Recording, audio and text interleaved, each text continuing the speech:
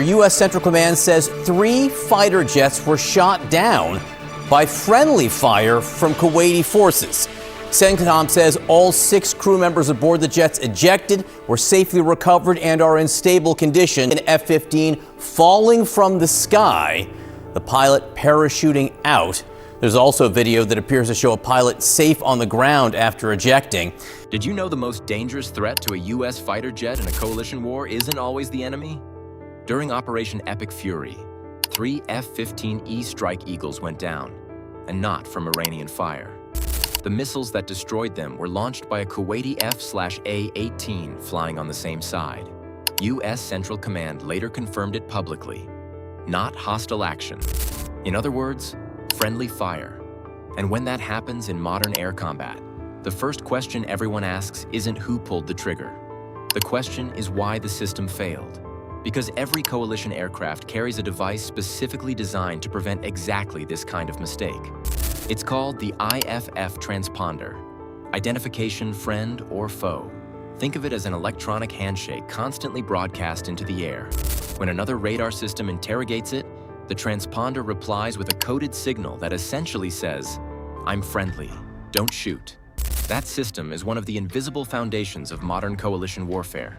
Dozens of different countries can operate aircraft in the same battle space because their jets are constantly identifying themselves electronically. But during Operation Epic Fury, something in that chain broke. To understand how, you have to picture what the airspace actually looked like that night. Imagine a radar scope filled with movement. 30, maybe 40 tracks at once.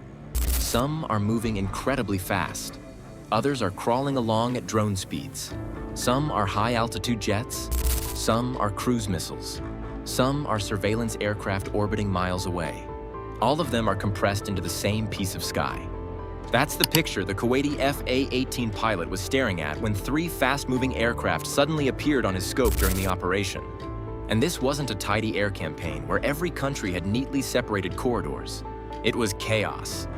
U.S., Israeli, and Gulf coalition aircraft were operating in overlapping zones, reacting to Iranian drone swarms and missile launches already hitting bases and infrastructure across the region.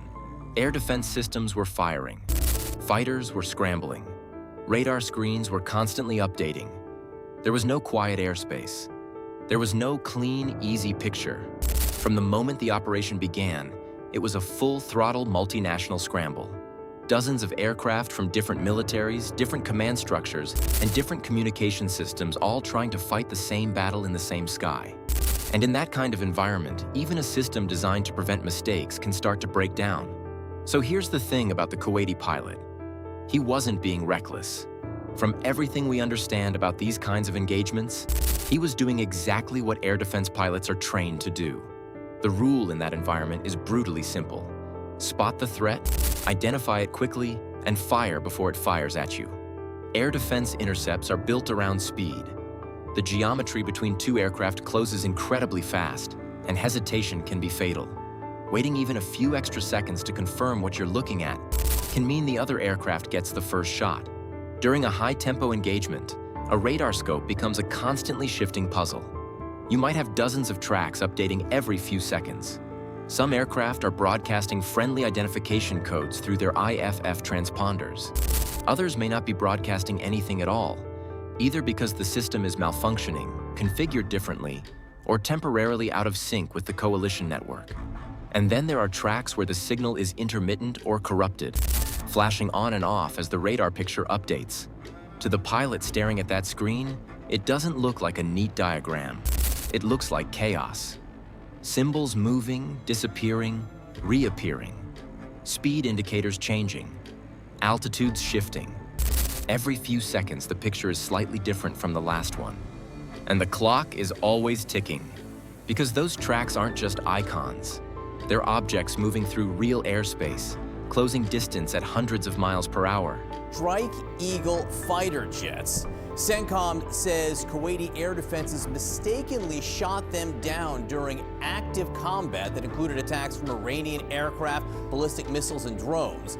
The cause of the incident under investigation. If you wait too long to decide which ones are hostile, they can enter your minimum engagement range, the point where the decision effectively gets made for you. Reporting from the Wall Street Journal pointed directly to a Kuwaiti F-A-18 as the aircraft that launched the missiles that struck the 3 F-15E Strike Eagles. And when CENTCOM later confirmed the losses were not the result of hostile fire, it made one thing clear. Investigators already knew the missiles came from inside the coalition, so the mystery wasn't who fired them. The real question became why the system that's supposed to prevent this didn't work. Here's the part that almost sounds unbelievable. All 6 crew members from the 3 F-15Es managed to eject and survive. That tells you the Strike Eagle crews realized something was wrong quickly enough to abandon the aircraft. But once a missile is already in flight, there's very little anyone can do. 3 aircraft, each worth roughly $100 million, were destroyed in seconds. Not by the enemy, but by missiles fired from another aircraft flying under the same coalition flag. You won't believe how fast this actually plays out in the air. From the moment a radar system gets a solid track and locks onto a target, the entire chain, identification, targeting, launch, and impact, can unfold in well under a minute. In some air defense scenarios, it's closer to 40 seconds. Once the missile leaves the rail, that decision is final. There's no recall command, no abort switch, no moment where you can pause and say, wait, let's double-check the data. The physics of the engagement simply moved too fast, and the environment feeding into that decision was already operating at maximum threat level. Before this encounter even happened, Iranian drones and ballistic missiles had already been striking coalition facilities across the region. Air bases were on alert. Radar operators were scanning continuously. Fighter pilots were flying with the assumption that the next radar contact could be hostile. When you put pilots into that kind of environment, everything runs hot. Every blip on the radar could be the next incoming missile. The UAE, the United Arab Emirates, is by far the highest tally. These are figures from Sunday, the latest that they have published, and we know for a fact there's been more than this since then. They say there have been 165 ballistic missiles, 2 cruise missiles, 541 drones that have been fired from Iran. There is great controversy in this country as to what level of involvement Britain should have. Regardless, though, you are hearing officials ringing the alarm because they see what's happening in the Gulf, which you just heard from our colleague Paula there, that regardless of your degree of involvement, regardless of trying to maintain some neutrality as it is. Every fast-moving track could be a hostile aircraft approaching your formation or a drone carrying explosives toward a base. In that situation, hesitation isn't just inconvenient, it can be deadly. Waiting too long to engage a real threat is how you end up with aircraft destroyed on the ground or personnel killed in a missile strike. So the explanation for what happened isn't that the Kuwaiti pilot froze up or ignored his training. In many ways, he was following it. The conditions inside Operation Epic Fury created a radar picture so crowded and so noisy that 3 Allied jets, for a brief moment, looked exactly like the kind of threat coalition pilots had been briefed to stop immediately. But that still leaves a critical question. Why didn't those F-15E Strike Eagles appear clearly friendly on the system in the first place? Because there's an entire system built specifically to prevent exactly this scenario. It's called IFF, Identification Friend or Foe. Every coalition aircraft carries a small electronic device called a transponder. Its job is to broadcast a coded response whenever another radar system interrogates it. The response is essentially an automated message. Don't shoot, I'm one of yours. When it works correctly, it allows dozens of aircraft from different nations to operate safely in the same battle space.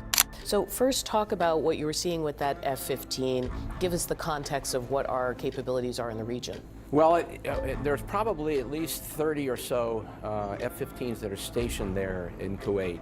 And they all, no doubt, took part in this massive air campaign that took over the weekend. Over 1,000 sorties were flown. You have to remember that it was an incredibly complex operation involving the Lincoln Carrier Battle Group, the Ford Carrier Battle Group out in the Mediterranean, all the bases that we have in the Middle East. The process itself is pretty simple in theory. A radar system sends out an interrogation signal toward a target aircraft. If that aircraft has its IFF transponder active, the transponder receives the interrogation and immediately sends back a coded reply. If the code matches the coalition encryption key for that operation, the radar display marks the aircraft as friendly. This technology has existed in some form since World War II, when Allied pilots needed a way to distinguish friendly aircraft from German fighters in crowded skies. Modern systems are far more advanced. Today's IFF modes use encrypted crypto codes that change frequently, making them extremely difficult to spoof or jam. On paper, it's a very reliable system, but the reality is that IFF has failure modes. And those failures become much more likely in exactly the kind of chaotic environment Operation Epic Fury created. Heavy electronic traffic, multiple nations operating slightly different equipment, encryption codes being updated or synchronized, radar interference from dozens of overlapping systems. Even simple equipment malfunctions can create gaps in the identification chain. A former U.S. Air Force fighter pilot quoted in post-incident reporting called the entire situation perplexing. And he went straight to the core issue investigators are trying to answer. Were the F-15Es actually squawking, meaning their transponders were actively transmitting the correct identification codes? Or did something break down in the system before the Kuwaiti pilot ever pulled the trigger? Because if that identification signal never appeared clearly on his radar screen, then in that split second, inside a crowded sky filled with potential threats, those 3 Allied aircraft may have looked exactly like the enemy everyone in that airspace had been preparing to fight. So here's where it gets complicated.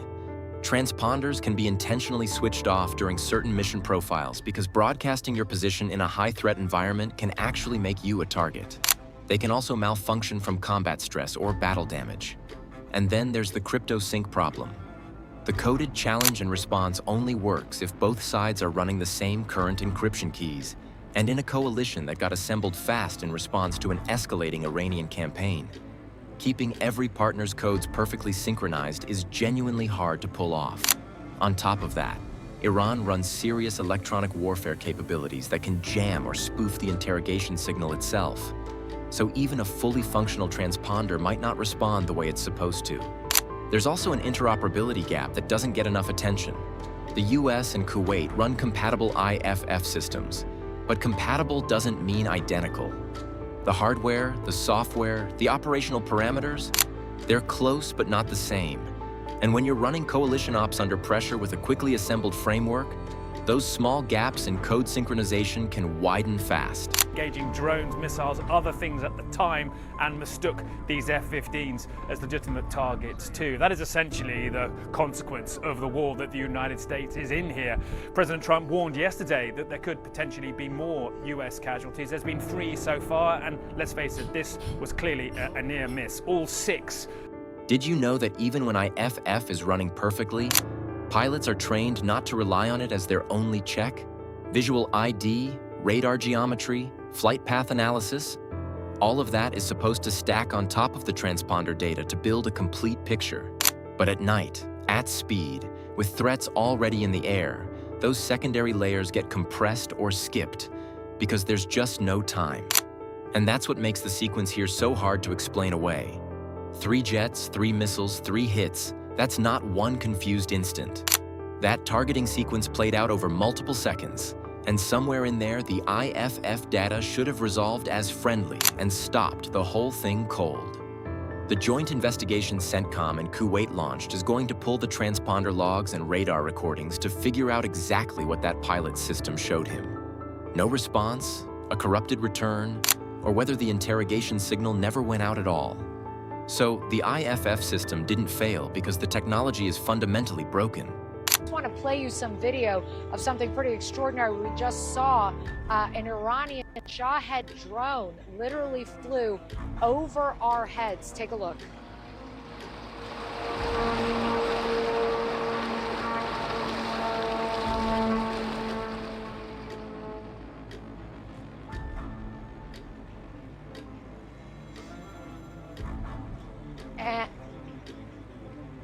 And now, sorry, there was supposed to be more of that video, but we'll get that to you later. But they closed the border for a little while, then they reopened it. And now if you turn over here, you can see these trucks are starting. It failed because coalition warfare under fire stacks so many variables on top of it that even a working transponder can disappear into the noise. And when that happens, a pilot goes back to radar geometry, and 3 F-15Es looked like a threat. Stick around because this isn't just about one shoot-down. It's a structural crack in how coalition air operations work that this incident just forced into the open. The real takeaway isn't that one Kuwaiti pilot made a bad call. It's that the system around him was always capable of producing that exact outcome, because coalition air operations move faster than the procedures designed to keep allied pilots from killing each other. Don't forget to subscribe, because when those radar logs and transponder records come out of the joint CENTCOM and Kuwait investigation, what that pilot actually saw on his scope is going to get a lot clearer. If 3 F-15Es can go down in a single engagement, every other crowded coalition airspace running right now has the same margins.